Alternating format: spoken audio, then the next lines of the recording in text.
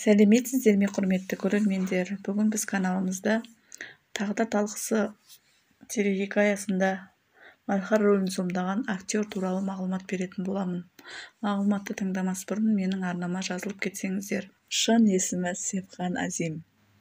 Үнді актері Севхан Азим 1986 жылы 26 ақпанда Үндістанның астанасы Дели қаласында дүниеге келген. Севхан Азим Диал Синг колледжінің студенті болған. Анасы жазушы, әкесі суретші болған.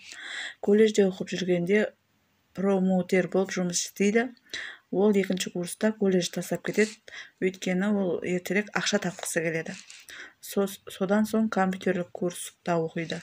Компьютерлік курс оған IT фирмасына жұмысқа тұруына көмектесті. Кейінірек ол актерлік мансабын бастау үшін Мумбайға көшіп барды. Севханда анасы сияқты жазушы.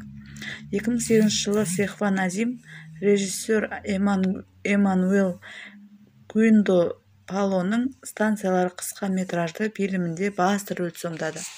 Фильм халықаралық байқауда үздік қысқа метражды фильм сыйлығымен марапатталды. Азим Болливуд фильмінде Роккидің рөлін сомдады. 2009-2010 жылдары Севхан Азим жүректер кездесуі драмасында доктор Юбардж Аберойдың рөлін сомдады. 2012 жылы Севхан Азим 64 паннет психологиялық триллерінде ойнады. Сол жылы Севхан Star Plus арнасында «Менің әпкем миллионда бір» сериалында Каран Сингх Шехават рөлін сомдады.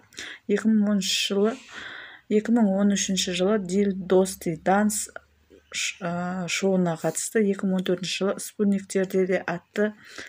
Спутниктерде атты кинода Заки Чаудхаридің рөлін сомдады. 2016 жылы Кекеш келін телехикаясында да ойнаған болатын.